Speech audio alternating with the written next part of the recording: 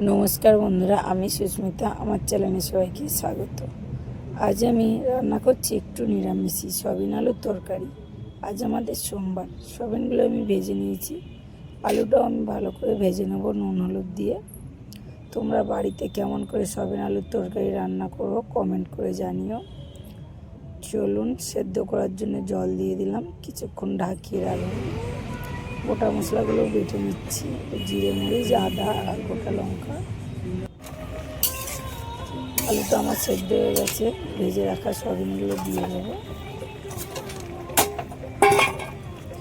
বাটিতে নামিয়ে নেব এবার, দিয়ে ফোড়ন দিয়ে নেব।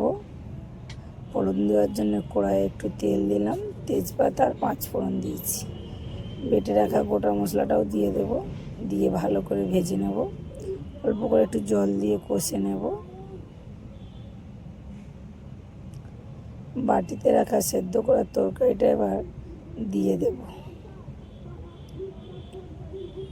কিছুক্ষণ ঢাকা দিয়ে ফুটিয়ে নেব। দেখো কত সুন্দর কালার এসছে। এবার গরম মশলাটা দিয়ে আর একটু ফুটিয়ে নেব, নামিয়ে নেব ফুটিয়ে। দেখুন কত সুন্দর কালার হয়েছে। আপনারা বাড়িতে কেমন করে রান্না করেন কমেন্ট করে জানিয়ে।